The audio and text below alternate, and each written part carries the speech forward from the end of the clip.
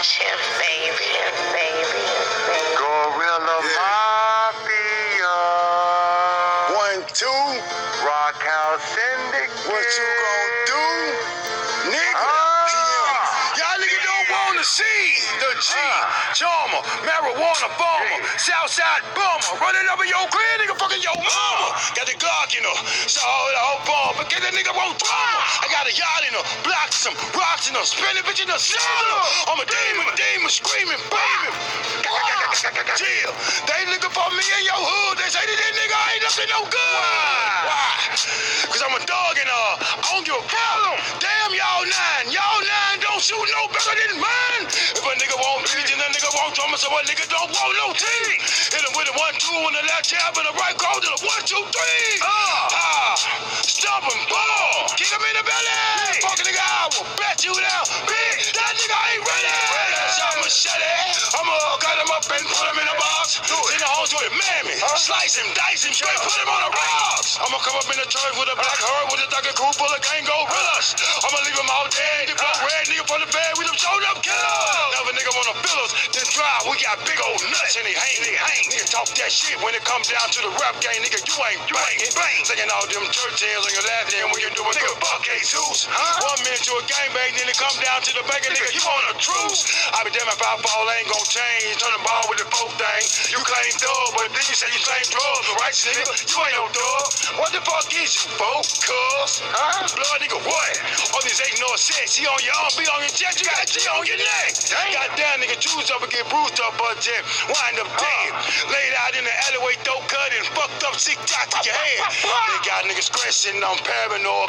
Watch me in the dark. Psychotic ass dog got a nigga snow. Talking a bitch all up in the park. I'm thinking about a believing in a G living vibe. So I just fuck it. Somebody gon' be, definitely gon' be. Nigga, ain't gon' be no G, they rock it. Mafia. Gorilla Mafia. Gorilla Mafia. Gorilla Mafia. Get him up, nigga, what? Fire! Y'all niggas should've fucked with the 4-0 demon. Fire! For days, punk bitch, I have y'all screaming. And y'all sleep, somebody else sleep. Say you ain't ready to die. But around your clique wanna act so hard, fuck nigga when they know that you buy. I'm feeling pains, so y'all gon' feel the pains I'm feeling. When I slice your throat and watch your blood and shit eat up to the ceiling. And while they falling, holding their necks with their hands out, I'm kicking them bitches and stopping them bitches. Got that what slaying's about. And the soul death is a fast death, but it really don't matter though. Homegrown killers talk that shit, but I'm a real killer hoe. And I ain't got no conversation for that day ain't whoa. I told you nigga before when it's all defense, I'ma break your jaw. Nigga, you ain't whoa. Talking about you some thug, nigga. Wanna face the slay? Well, fuck around, bitch, get drugged, nigga. Cause I'm banging it. Boom! Got a fully all got it, and for blue bean, bring your brains all over the room.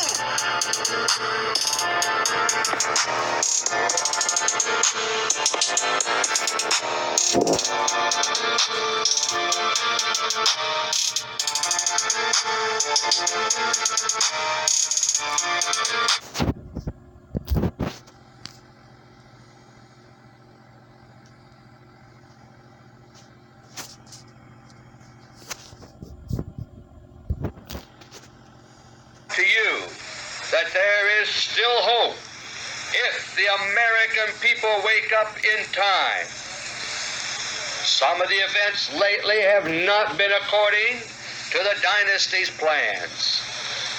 As I say these words, the dynasty is scuffling to keep its balance. They are now using all the powers at their command to keep the lid on a huge scandal. A scandal bigger than the Tibet Dome, in which the dynasty was involved.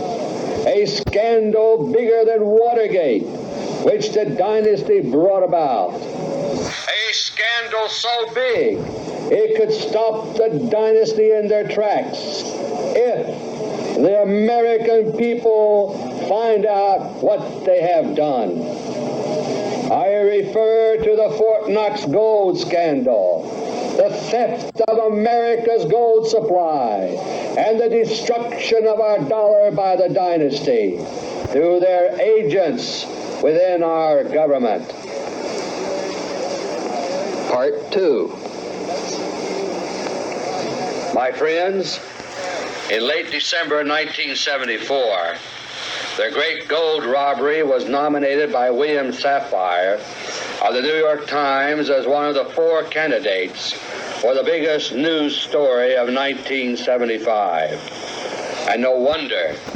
For one thing, making off with America's gold supply will doubtless go down in the annals of crime as the biggest theft in all of history, around $50 billion at the current market price of gold. For another thing, the alleged burglars are none other than the kingpins of America's most powerful family, people whose names would top any social register, and who are associated in the public mind with good manners and philanthropic activities. But most of all, this astronomical case of embezzlement will, unless it is corrected soon, leave America utterly defenseless against the chill wind of monetary instability that is sweeping the entire world. And herein lies the danger for the dynasty. They have made mistakes. They have left a trail. Their guilt can be proven. If their strenuous efforts to suppress the truth do not succeed, the American public will be able to see them for what they are: suave, manicured traitors who have wounded our beloved country more grievously than Benedict Arnold ever thought of doing. Here now is what has been happening. You will probably recall the visit which congressmen and newsmen made to Fort Knox on September 23, 1974, to look at America's gold stored there. This so-called gold inspection visit, which was unprecedented, was arranged by our government purely as a publicity gimmick to try to defuse my charges that the gold had been illegally removed by private interests. Only one of the 28 compartments was opened to display gold to the visitors, and that compartment was selected ahead of time by government officials. The compartment that the visitors entered into was indeed stacked from floor to ceiling with some 36,000 metal bars. But they had a noticeably reddish hue instead of the golden yellow for which gold is renowned. The reason for this odd color, my friends, is that what the visitors saw was not pure gold, that is .995 fine or better, as required for use in international monetary settlements. It was instead melted down coin gold, containing 10% copper, something known in monetary circles as junk gold. Of course, such highly impure gold does have some value in a market sense, but not as backing for currency, since no nation on earth would accept it for that purpose. Thus, for monetary purposes, and that was what the Fort Knox visit was all about, the visitors saw nothing that could be counted as part of America's alleged monetary gold hoard. A number of the visitors noticed a very apparent reddish tint to the bars, but not being gold experts, no one thought to ask about it during the news conference held afterward by Mrs. Barry Brooks, the director of the United States Mint. Thus, the visitors' day at Fort Knox ended in a light-hearted carnival atmosphere, just as it had begun, when the visitors chose popsicle sticks to determine their order in viewing the open compartment. Mrs. Brooks happily said, "See, it's all here. and then sent the congressmen and newsmen off on their happy way like a bunch of Cub Scouts leaving a den meeting. As for you and I at home, the dynasty's controlled major news media served up a nice pablum to swallow. A few words to the effect that Fort Knox had been visited, a few pretty but not too revealing pictures, and the comforting pronouncement of Mary Brooks that it's all here. For further reassurance, we were also informed that the gold inspection visit would be followed up by an independent audit of the Fort Knox gold by the General Accounting Office, an arm of Congress. The Fort Knox gold inspection hoax largely succeeded in hoodwinking most Americans into believing all was well at Fort Knox. But not so Europe and Canada. When the foreign reporters among the delegation to Fort Knox filed their reports, their observation of the reddish appearance of the gold led very quickly to a correct evaluation of the hoax that had been perpetrated among the American people. Financial eyebrows the world over were raised in amazement. The United States government, putting its best foot forward, had failed to display any good delivery gold. The only logical conclusion was that there was none available to show, exactly as I had charged. So transparent and blatant was the Fort Knox gold inspection hoax that for a time last fall it was a favorite topic of political cartoons and jokes in Europe. Those words of Mary Brooks, "It's all here," have been used widely by humorists in the foreign press, which largely lies beyond the reach of the dynasty, as a catchphrase for the worldwide laughingstock the United States Treasury has become. It's a sad commentary that here in America, the dynasty's stranglehold on our mass media is so complete that a phrase which is ridiculed everywhere else, "It's all here," is seriously accepted as gospel truth by many Americans. But we think it couldn't happen here.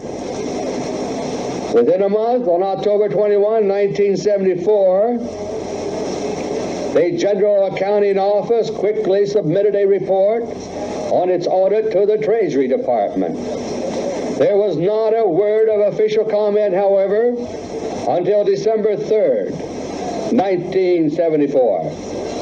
On that date, during congressional testimony, Treasury Secretary William Simon casually dropped what should have been a bombshell by agreeing that the gold in Fort Knox is inferior to other United States gold. That is an admission that there is no good delivery gold in Fort Knox, and as such, flatly contradicts an official Treasury document dated August 31, 1974, which shows 24 million ounces of good delivery gold in Fort Knox. And to make matters worse, even the document of August 31 conflicts with previous official documents showing 147 million ounces of monetary gold in Fort Knox, more than 6 times as much. But our major media, doing the dynasty's bidding, virtually ignored Secretary Simon's astonishing testimony concerning the poor quality of the gold in Fort Knox. What the media did choose to report, giving the public exactly the opposite impression about what was going on, was Secretary Simon's announcement during the same testimony that on January 6, 1975, the Treasury would auction off 2 million ounces of gold. Then on December 9, 1974, quietly and unnoticed by the general public, the Treasury unlawfully bought 2 million ounces of gold from the tiny Exchange Stabilization Fund so as to have something to sell on January 6th, 1975, in their effort to discredit my charges that America is gold poor. By interesting coincidence, the Treasury's purchase completely emptied the Exchange Stabilization Fund. On December 11, 1974, Mr. Thomas Wolfe, Director of the Office of Domestic Gold and Silver Operations of the United States Treasury, confirmed that the General Accounting Office audit of the Fort Knox gold had been completed as of some undefined earlier date. And yet, the news conference to release the audit, which the Director of the United States Mint had earlier promised for December 23, 1974, failed to materialize. Instead, as that date approached, the release date for the audit was suddenly delayed to January 31, 1975, without explanation. Meanwhile, I was informed through my confidential sources that the Treasury and the General Accounting Office were trying to collaborate on what to say in an audit report that would not be too dangerous to release to the American people. The audit itself, according to my sources, reveals that there is nothing left in Fort Knox except some 90,000 bars of junk gold, unfit for international monetary settlements. If this is what the audit shows, it is in complete agreement with my charges. On January 6, 1975, the celebrated auction, so-called, of United States gold was carried out.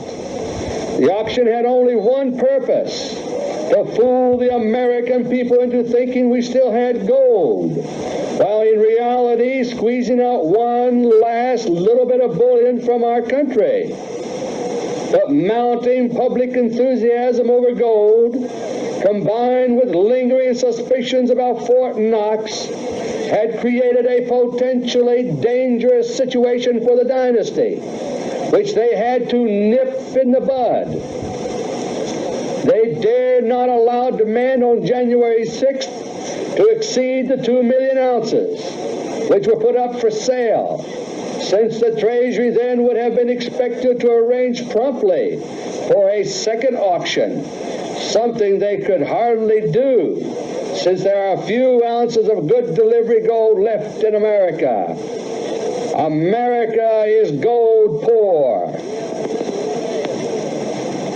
The solution to the dynasty's problem was to precede the gold sale with a 4-week blitz of anti-gold propaganda through their major news media outlets. Suddenly, the country was overrun with writers and newsmen who had become instant authorities on gold. Americans were flooded with warnings about the great gold sale fiasco, which would be expected on January 6th. Even the United States Treasury itself warned potential United States gold dealers to stay away. Thus warned, Americans gradually cooled off about gold and finally stayed away in droves on January 6th. Only 750,000 ounces was sold in Washington. And guess who bought it? You're right. 500,000 ounces went to dynasty interests, while 250,000 ounces went to a foreign group that cooperates with the dynasty. Before the auction, most of the rest of the gold had been dumped on the London market, depressing gold prices there. After the sale, Treasury Secretary Simon congratulated the bamboozled American people for their wisdom in staying out of the gold auction. Only 2 days later, those foolish few who did buy gold at the auction namely the dynasty and their collaborators, were rewarded by seeing the value of their bullion jump by more than $10 an ounce, the biggest gain in history for a single day of gold trading. Thus, the gold auction of January 6th served the interests of the dynasty perfectly, and as usual at the expense of the trusting American public. But the problem of the Fort Knox gold audit still remained. The new release date of January 31 came and went. The audit was not released, and once again, no explanation was given. As I say these words, most Americans still don't realize what is going on. The dynasty's controlled major news media have blacklisted and boycotted the story of the Fort Knox gold scandal, and it will require great courage for any news media, even the handful not yet directly controlled by the dynasty, to break the story. But the Fort Knox scandal cover-up is beginning to come unstuck. The story has now been broken in Europe by Mr. Gordon Tether, perhaps the world's most influential financial writer, in the Financial Times of London for February 11, 1975. Mr. Tether's words speak for themselves. Quote, "Close observers of the Fort Knox mystery assure me that this, so far unexplained, official procrastination, read in conjunction with other circumstantial evidence, strongly suggests that it is no longer a question of whether there is a discrepancy between the figures and the physical reality, but what the size of the gap is. It is hardly necessary to point out that, if it does become apparent that the Treasury has itself been the seat of a scandal of Watergate-type proportions, the consequences for America in general, and her dollar in particular, could be very serious. The puzzling thing is why the administration is not hastening to demonstrate that there is no cause for concern if it is in a position to do so." Unquote. Within hours, the Tether article flushed out an odd two-page document consisting of a report on the audit, which was quietly delivered to interested parties in Congress. Its purpose was apparently to blunt the effect of the devastating article by Mr. Tether, but as such conveys a note of desperation. It is cleverly written to give the appearance of substance, but careful reading reveals that nowhere does it give the results of the audit. A few days later, responding to steadily mounting pressure, Director of the Mint, Mrs. Mary Brooks, admitted in writing for the first time that America's gold supply consists mostly of melted coin gold, that is, junk gold. As of March 1st, 1975, the date of this message, the General Accounting Office audit of the Fort Knox gold still has not been released, even though it was completed over 4 months ago, on October 21, 1974. No explanation for the delay has been given, but my confidential sources inform me that high-level pressure from the dynasty to massage the audit is taking quite a toll. As of this moment, I am informed that one of the General Accounting Office's auditors has resigned in protest, and that 2 others have refused to sign the audit. Furthermore, the resignation of at least one of the high officials ensnared in this sad drama has now been tendered, though it has not yet been accepted. As events are now progressing, the Fort Knox gold theft will in all probability be a major national scandal this year, 1975. It will implicate not only public officials, but influential people in the private sector as well. The infamous Teapot Dome scandal of the early 1920s was used by the dynasty to crush their rival in crude oil, Harry F. Sinclair. More recently, the dynasty engineered a major scandal called Watergate to crush President Nixon for their own political advancement in power. The Fort Knox gold scandal, in which the dynasty is now involved, will also crush its victims. But this time there is a difference. This time, the scandal did not erupt at their instigation. The gold theft was supposed to proceed quietly, do its immense damage, and never be detected. But they have made mistakes, important mistakes, because they can be traced.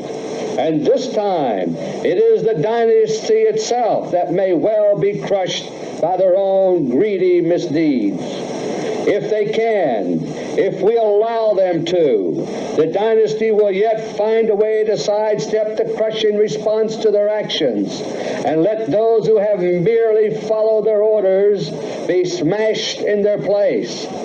We therefore dare not be complacent.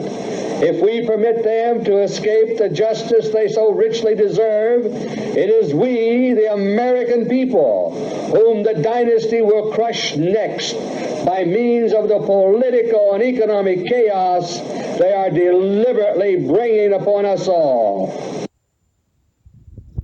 Part 3, our planned economic collapse.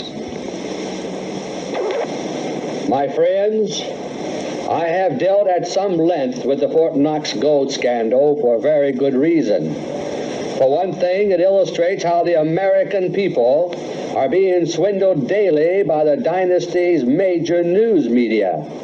But that is not why I have discussed it so fully. It is also a crime, a theft so immense, so mind-boggling, that any other great robbery you can name shrinks into invisibility by comparison. But even that is not the measure of its importance. The true significance of the Fort Knox gold scandal is its pivotal role as part of the dynasty's grand design to complete their takeover of the United States of America by bringing about an economic catastrophe and turning the resulting political upheaval to their own ends. If you are a typical American citizen, you probably couldn't care less about gold bullion hidden away in government vaults, monetary affairs, and the like. To you, quite logically, money is just a medium of exchange. The gold in Fort Knox is supposed to back up our money, and that's about all there is to it. Such a monetary concept is natural, logical, and healthy. But unfortunately, that is not the way it works. The manipulation of money and its relationship to gold is a source of incredible economic and therefore political power.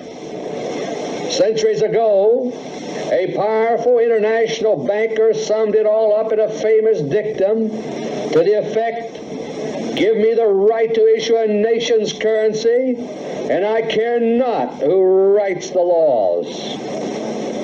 The context of his statement was not that he would thus be content with his wealth, but rather that the writers of the laws would find it necessary to do his bidding.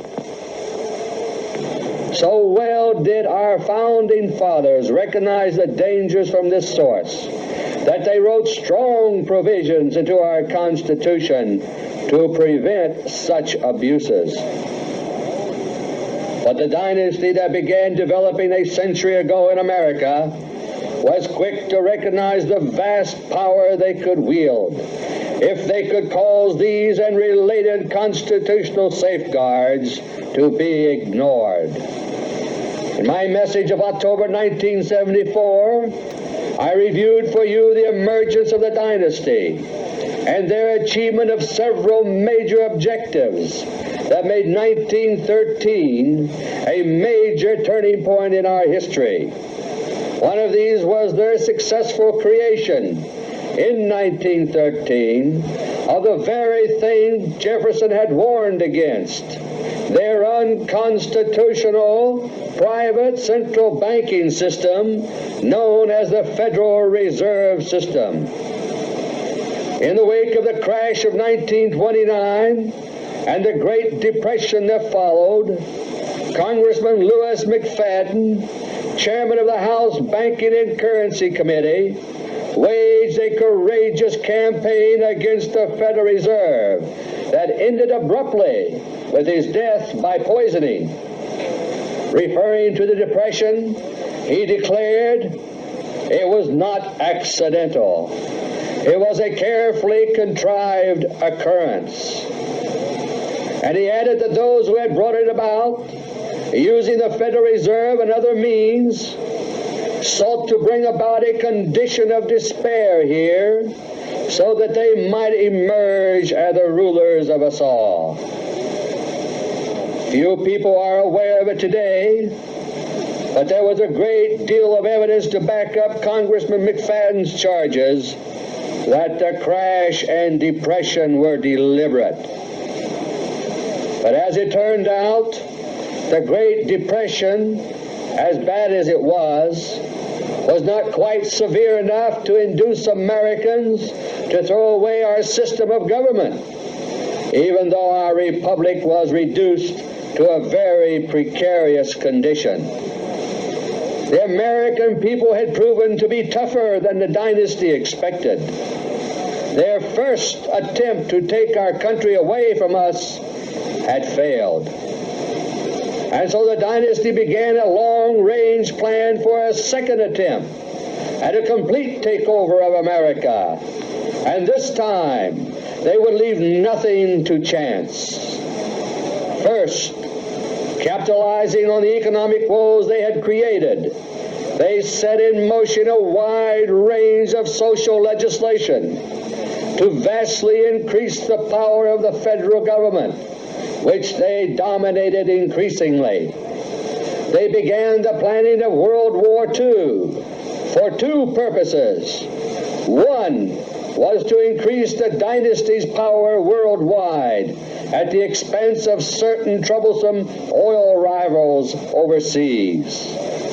The other was to further vastly expand the domestic power of the federal government, dominated by the dynasty, through a wide range of wartime emergency measures which would not be undone after the war.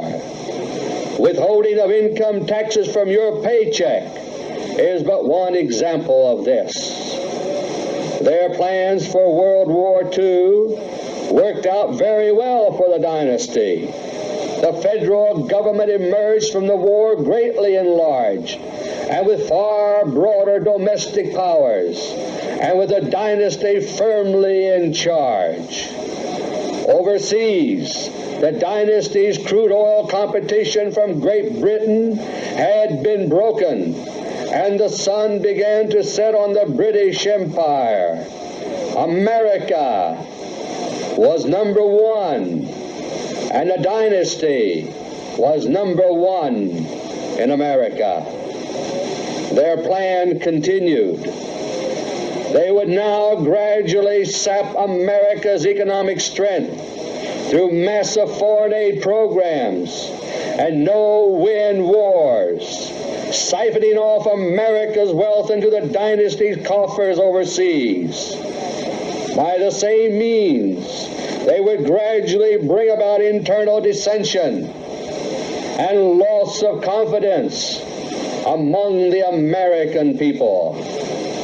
They would in every way cause our government to increasingly ignore our constitutional safeguards and then blame our resulting problems on the Constitution itself. They would prepare a new Constitution to suit their own purposes and have it ready. They would condition us for several years ahead of time to accept various things that would seem to be described in the new Constitution. They would quietly promote for years the idea that our Constitution had become obsolete. Then at last, when all was in readiness, they would once again put us through the wringer of economic depression to trigger the political changes they sought. This time, we would be a society that was already losing its way before the Depression. And this time, they would not be as gentle about it as they had been with their Depression of the 1930s.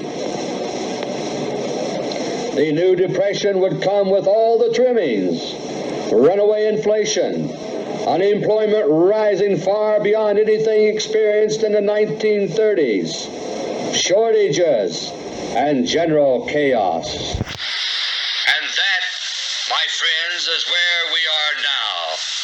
Their plan is now in its final stages.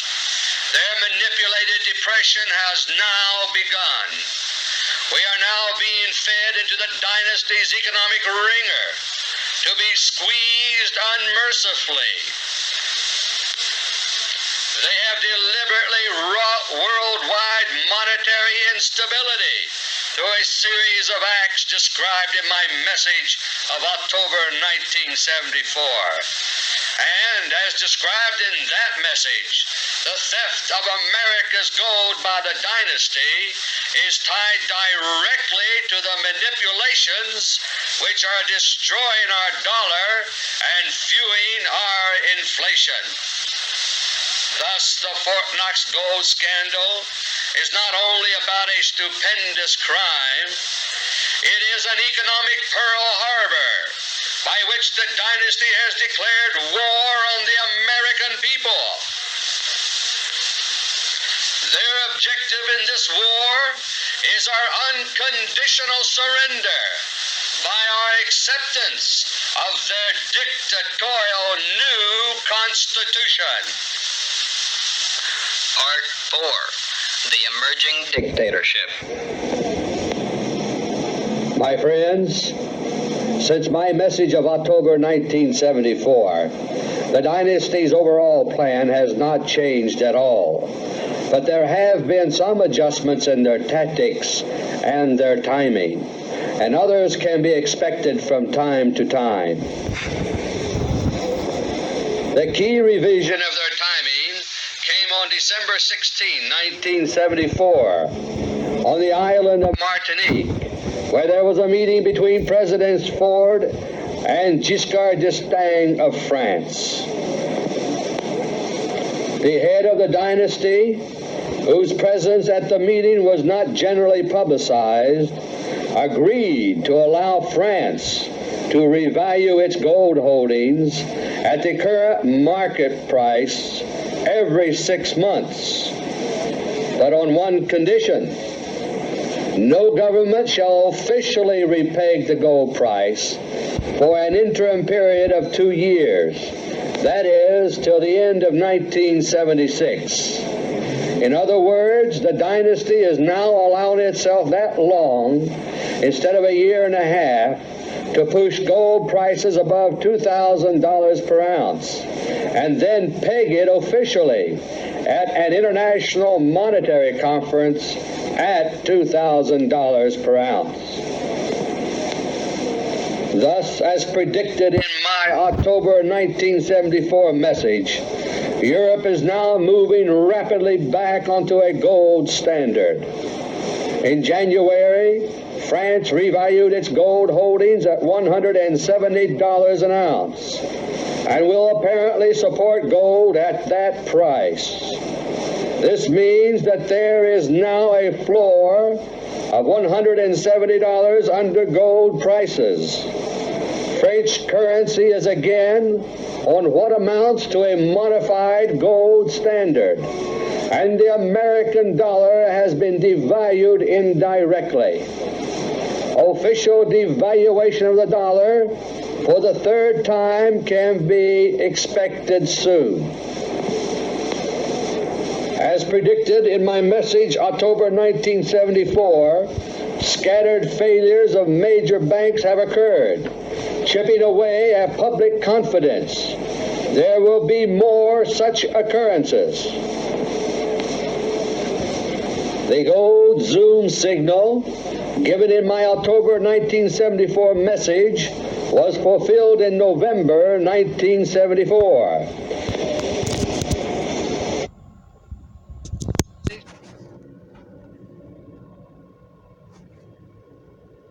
Niggas still don't get it, dude. Same banking cartel. Same people. Why Fed always saying the same people? Because they the same goddamn people. Nigga love to sell Illuminati and elite and all this shit. These people got generations of generations of generations of instructions left behind by their forefathers of what to do to keep power and control of the world. But y'all bullshit. The same people not too long ago were just bailed out by Obama. That motherfucker went in that bitch and bailed out the motherfucking rich. He bailed out the bankers. Y'all forgot about that, huh? He went right in office instead of goddamn convicting the bankers for their mistrust with everybody with their properties. People lost their properties. People lost big on that shit. And your boy Obama bailed out the cartel, the dynasty, the bankers. Truth don't need no help, man. I'm out.